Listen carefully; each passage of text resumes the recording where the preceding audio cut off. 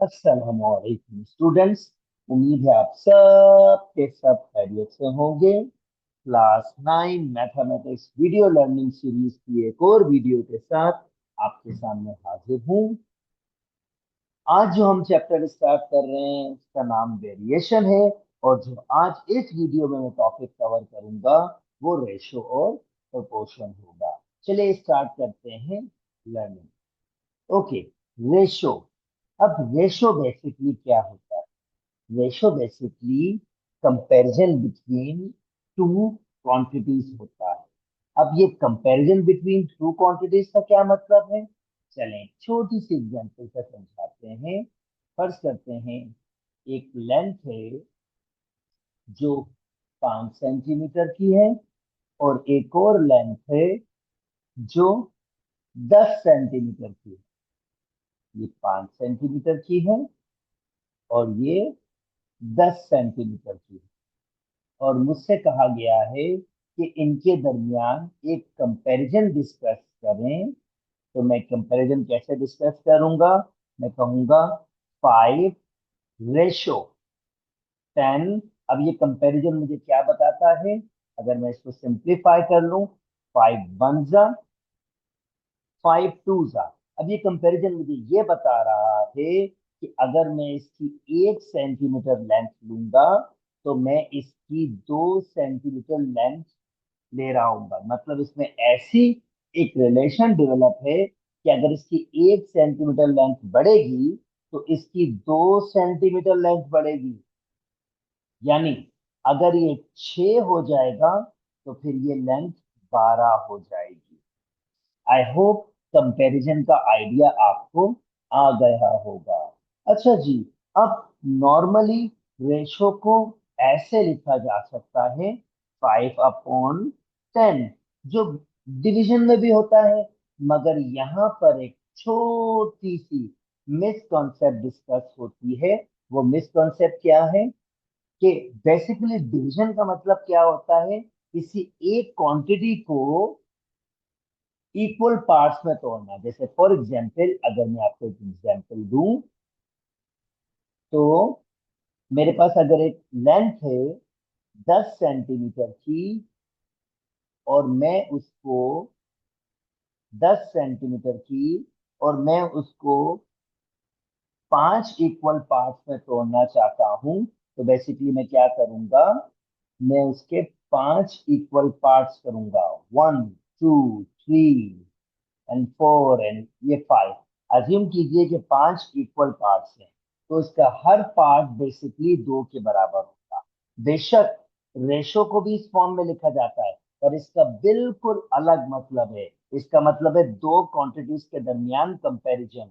और अगर मैं इसको ऐसे लिखूंगा, यानी डिवीजन कर रहा हूँ, तो डिवीजन का मतलब होगा कि आपके पास मैं इसको किसी एक क्वांटिटी को मैं इक्वल पार्ट्स में तोड़ रहा हूं। यानी डिवीजन में वो क्वांटिटी एक ही होती है और मैं उसको पार्ट्स में इक्वल पार्ट्स में तोड़ रहा होता हूं। मगर रेशो में ऐसा नहीं होता।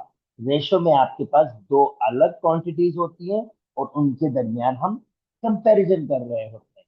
उम्मीद करता हूं दोस्तों आपको बात समझ आ गई होगी। यस, रेशो के इस फॉर्म में लिख सकते हैं, मगर जब रेशो की डिस्कशन हो रही हो तो इसका मतलब दो क्वांटिटीज हैं और उनके दरमियान हम कंपैरिजन कर रहे हैं। अच्छा जी, नाउ अब अगर आपके पास दो रेशो आपके पास हैं तो पहले वाले को हम एंटीसीडेंट कहते हैं और दूसरे वाले को हम कॉन्सिक्वेंट कहते हैं। ये नाम दिए गए हैं। उम्मीद करता हूँ दोस्तों आपको यहाँ तक बात समझ आ गई होगी। अच्छा जी, अब सीखते हैं प्रोपोर्शन क्या होता है। ओके, नाउ प्रोपोर्शन का बेसिकली मतलब होता है दो रेशो का बराबर होना।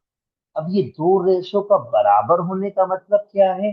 फॉर एग्जाम्पल, इसको भी एक एग्जाम्पल से समझते हैं। हमारे पास दो बॉयज हैं, बॉय 1 और बॉय 2, और मैं उनके वेट्स की बात कर रहा हूँ।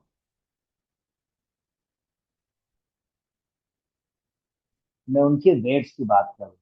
फर्ज करता हूँ बॉय 1 का वेट 5 साल पहले 25 केजी था और बॉय टू का वेट उसी वक्त 35 केजी था। और मुझसे कहा जा रहा है कि उस वक्त इनके वेट का कंपैरिजन कीजिए, तो मैं कहूंगा 5 केजी रेशो 35 केजी।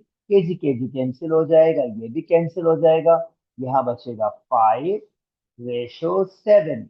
तो मैं कहूंगा कि अगर बॉय वन का वेट 5 केजी बढ़ेगा तो फिर बॉय टू का वेट बेसिकली 7 केजी बढ़ेगा। यानी ये इनके दरमियान कंपैरिजन आपके पास हो गया है। अच्छा जी, नाउ अब मैं प्रोपोर्शन पे डिस्कस करता हूँ। फर्ज करते हैं करंटली 5 साल पहले तो ये वेट था, फर्ज करते हैं करंटली बॉय वन का वेट आपके पास 50 केजी है। तो इस हिसाब से बॉय टू का वेट बेसिकली 70 केजी हो जाएगा, 70 केजी हो जाएगा। और इंटरेस्टिंगली अभी भी मैं कंपैरिजन करूंगा, देखें अभी भी मैं कंपैरिजन करूंगा, 50 रेशो 70, जीरो से जीरो कैंसिल, तो स्टिल मेरा जो कंपैरिजन है वो डिफरेंट नहीं है, वो बिल्कुल सेम ही है। तो जब दो रेशो 25 35 एग्जैक्टली अगर आपके पास बराबर होते हैं, जैसे ये 50 70, तो ये जो चार डॉट्स होते हैं ये बेसिकली हमें कहते हैं कि दो रेशो आपके पास प्रोपोर्शन है, यानी बराबर। प्रोपोर्शन मतलब होता है दो रेशो का बराबर आपके पास होना। तो यानी जब मैं दो रेशो का बराबर होने की बात कर रहा हूँ तो मैं बेसिकली कंपैरिजन दो रेशो का, यानी आ, दो क्वांटिटी आपके पास दो रेशोज हैं उनका बराबर होना, इनको हम प्रोपोर्शन कहते हैं। सादा से सादा होता है। चलें जी, आगे मूव करते हैं। अब फर्ज करते हैं ऐसे ही आपके पास है कि भाई बॉय वन का वेट 30, 25 कह रहा हूँ, 25 आपके पास केजी है, और बॉय टू का वेट 30 केजी है। और अगर कहीं 5 साल बाद या चले 10 साल बाद बॉय वन का वेट आपके पास 60 केजी हो जाए और मुझसे कहा जाए बॉय टू का वेट मुझे बताएं कितने केजी होगा, तो मैं अब कंपैरिजन के जरिए इस रेशो के जरिए बॉय टू का वेट फाइंड कर सकता हूं। मैं कहूंगा क्योंकि इनके दरमियान प्रोपोर्शन है, तो मैं कहूंगा बॉय वन का वेट रेशो बॉय टू का वेट प्रोपोर्शन में होगा बॉय वन का वेट 10 साल बाद कंपैरिजन बॉय टू का वेट जो मुझे नहीं पता, जो मुझे फाइंड करना है। तो मैं कैसे निकालूंगा? 25/35 इज इक्वल टू 60/x। इसको सिंप्लीफाई करेंगे तो ये हो जाएगा 5/7। और इसको अगर हम करेंगे 5 के टेबल से ये 1 टाइम्स हो जाएगा, ये 12 टाइम्स हो जाएगा। क्रॉस मल्टीप्लाई कर लूंगा यहाँ पर, x 1 से मल्टीप्लाई होगा x हो जाएगा, 7 12 से मल्टीप्लाई होगा तो 14 और 84। यानी उस वक्त बॉय टू का वेट जो होगा वो आपके पास 84 हो जाएगा। आई होप 7 12 का 84 ही होता है। आ, देख लेते हैं। यस, 7 12 जा 48 ही, 7 12 जा 84 ही होता है। और स्टिल इंटरेस्टिंग चीज, जब आप यहाँ पर 84 लिखेंगे तो स्टिल देखें 60/84 वही रेशो आएगा आपके पास, 5/7 ही आपके पास आएगा। यानी क्योंकि ये प्रोपोर्शन है तो इनका जो रेट होगा वो कभी भी चेंज नहीं होगा, इनका जो रेशो होंगे वो कभी भी चेंज नहीं होंगे, वो वैसे ही रहेंगे। उम्मीद करता हूँ दोस्तों आपको थोड़ी बहुत बात समझ आ गई होगी।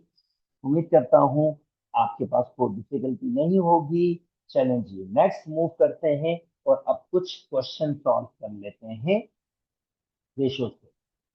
Okay, now find the value of y in the proportion. अब ये प्रोपोर्शन बेसिकली ये लिखा हुआ है 2:y+3 प्रोपोर्शन 7:8। जैसे मैंने वो क्वांटिटीज के दरमियान अभी आपको बनाया, ऐसे ही ये किसी एक सिनेरियो की रेशो है जो प्रोपोर्शन हुए हैं, तो जनाब मैं इसको ऐसे लिखूंगा